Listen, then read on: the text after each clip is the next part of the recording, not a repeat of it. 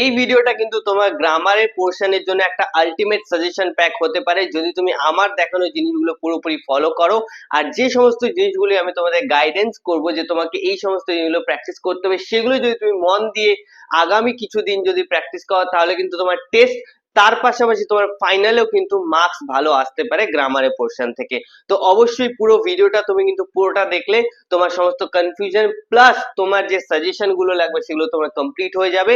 তো তার জন্য পুরো ভিডিওটা দেখবে আর আমার বলা মতো তুমি কিন্তু প্র্যাকটিস করবে, তাহলে কিন্তু অবশ্যই তোমার টেস্টের ফাইনালে ভালো মার্কস আসতে অবশ্যই বাধ্য।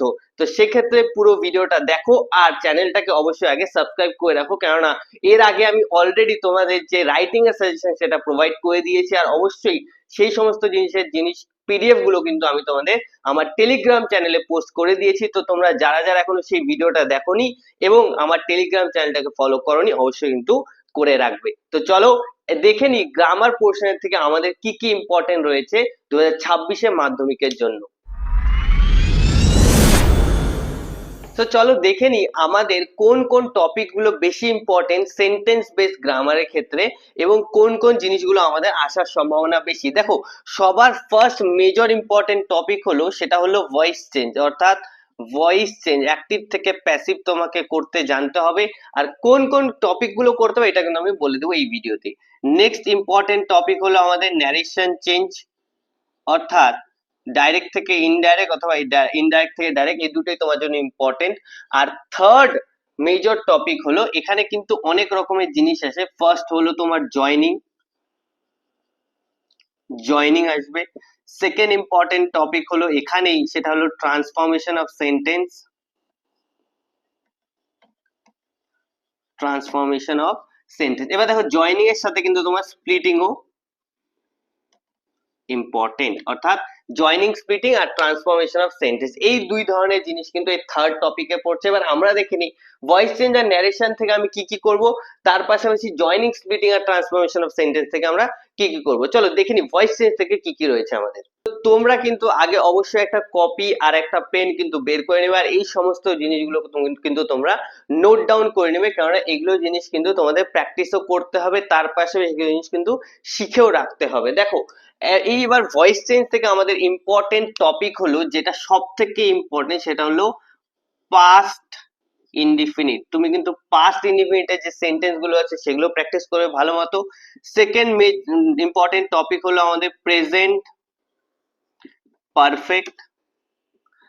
থার্ড ইম্পর্টেন্ট টপিক হলো অর্ডার, অর্ডার রিলেটেড যে ধরনের সেন্টেন্স গুলো আছে সেটা আমাদের ইম্পর্টেন্ট। আর ফোর্থ ইম্পর্টেন্ট টপিক হলো তোমার যে এক্সক্লেমেটরি,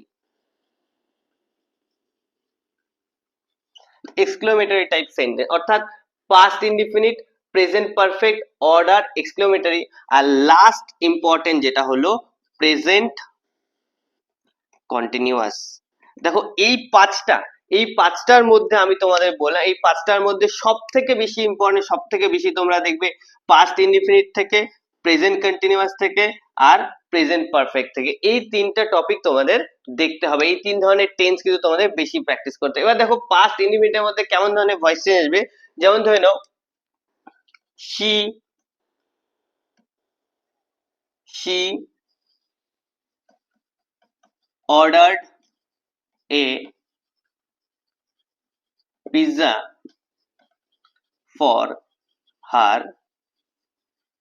মাদার। এই ধরনের সেন্টেন্স কিন্তু তোমাদের করতে হবে। তো তোমরা যারা যারা এখনো পারো না, অবশ্যই কিন্তু এই ধরনের সেন্টেন্স গুলো শিখবে।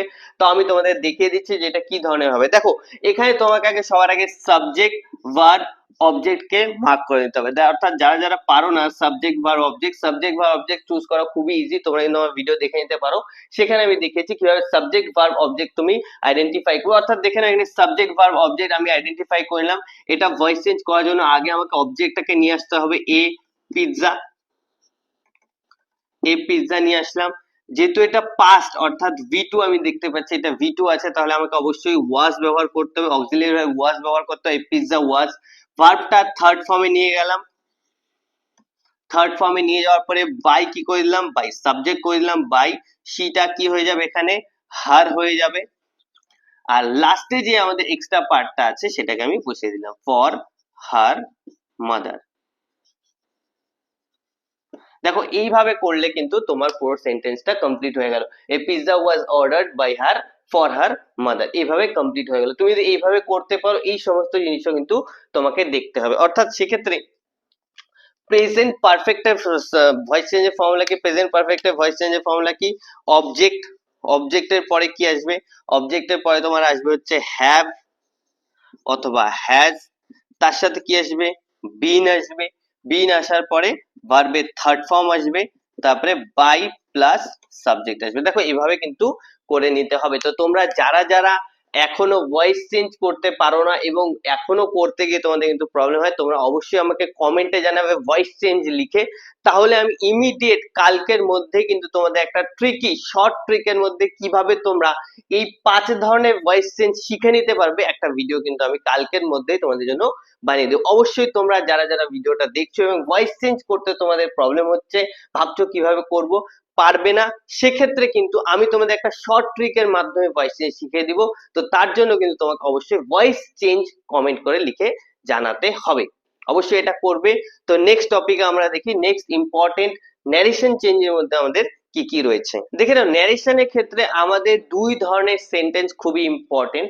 ফার্স্ট ইম্পর্টেন্ট যেটা প্রত্যেকবার কমন এবং প্রত্যেকবারই আসে, সেটা হলো ইন্টারোগেটিভ, অর্থাৎ ইন্টারোগেটিভ সেন্টেন্স, অর্থাৎ WH ওয়ার্ড অথবা ডু ভার্বের, অর্থাৎ WH ওয়ার্ড আর ডু ভার্বে। নেক্সট ইম্পর্টেন্ট হলো আমাদের অর্ডার, অর্ডার অথবা রিকোয়েস্ট। এই ধরনের দুই ধরনের sentence interrogative sentence.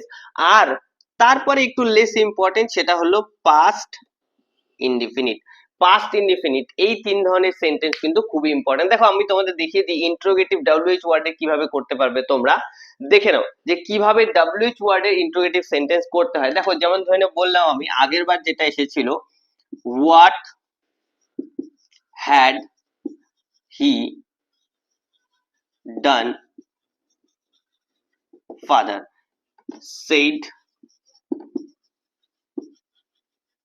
said Swami। দেখো এখানে একটা ন্যারেশন চেঞ্জ তোমাদের আছে, what had he done father said Swami, এটা তোমাদের ফাদার সেলফ গল্প থেকে নেওয়া হয়েছে।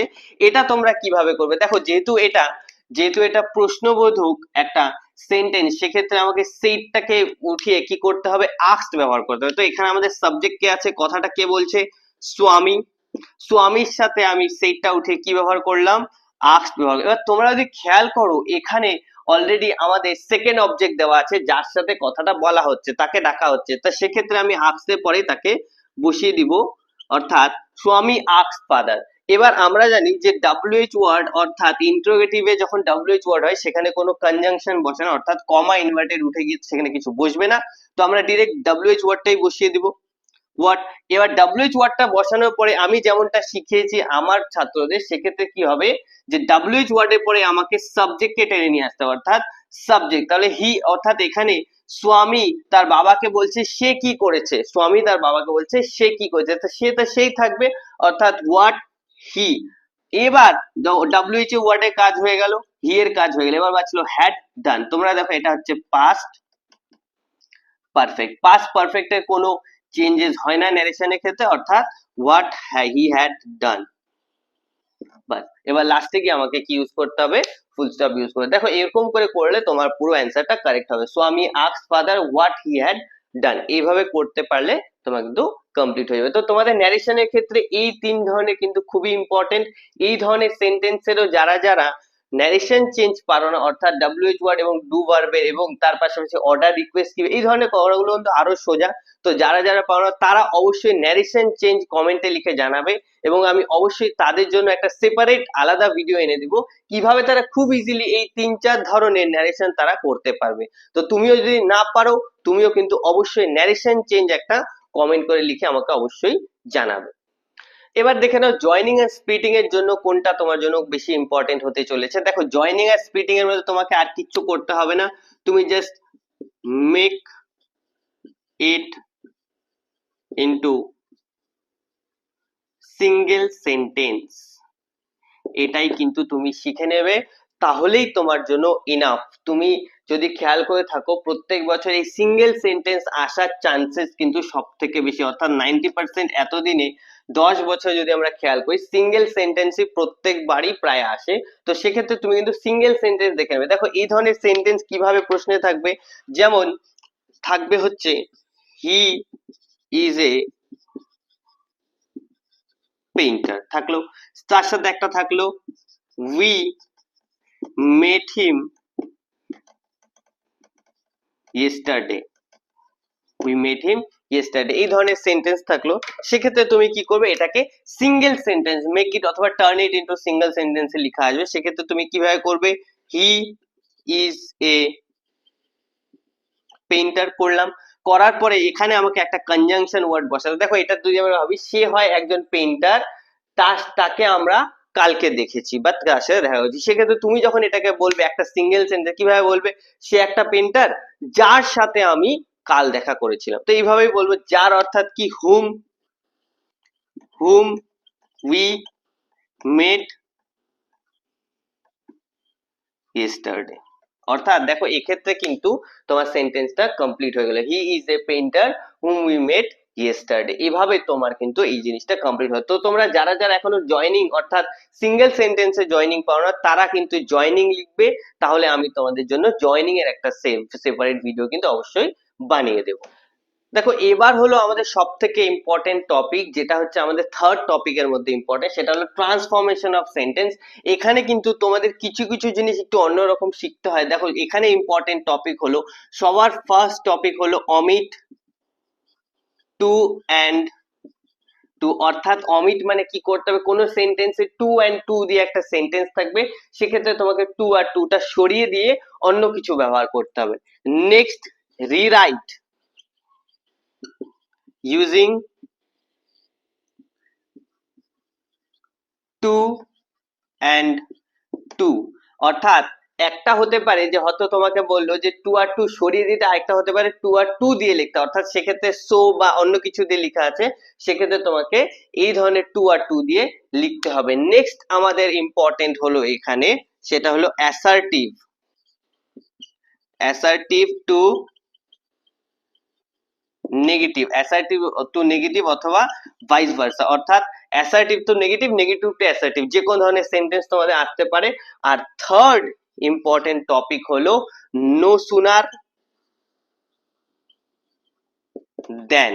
অর্থাৎ ইউজিং নো সুনার দেন, যে কোনো সেন্টেন্সে নো সুনার দেন দেওয়া আছে, সেক্ষেত্রে তোমাকে কিন্তু এই ধরনের সেন্টেন্স করতে হতে পারে। দেখো এই ধরনের সেন্টেন্সের মধ্যে তোমাদের আমি একটা করিয়ে দেখাই, নো সুনার থেকে করিয়ে দেখাচ্ছি, অথবা যাই হোক নো সুনার থেকে করে দেখাচ্ছি।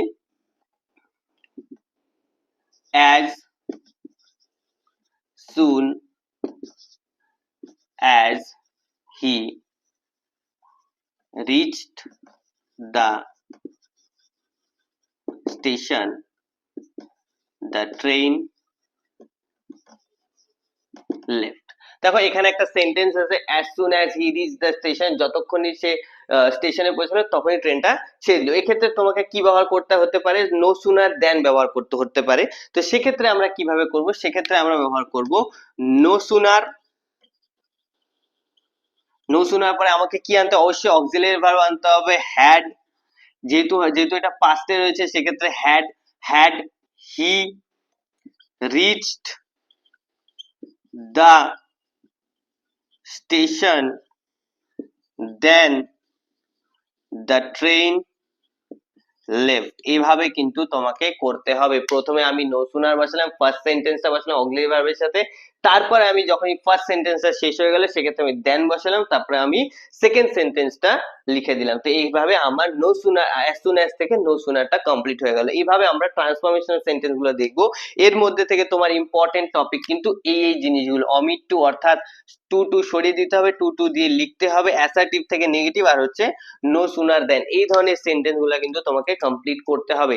তো তোমরা যারা যারা এই ভিডিওটা এতক্ষণ অবধি দেখলে তাদের জন্য একটা টিপ রয়েছে, তোমরা যারা যারা আমার টেলিগ্রাম চ্যানেলে ফলো করো অথবা এখনো ফলো করোনি, তারা অবশ্যই আমার টেলিগ্রাম চ্যানেলটিকে ফলো করে নেবে, এবং সেখানে গিয়ে তুমি কিন্তু এই সমস্ত জিনিসের প্র্যাকটিস সেট প্লাস পিওয়াইকিউ কিন্তু তোমরা পেয়ে যাবে। তো তোমরা যারা যারা এখনো করোনি অবশ্যই করে নেবে, এবং এই সমস্ত জিনিস তুমি প্র্যাকটিস করে নাও।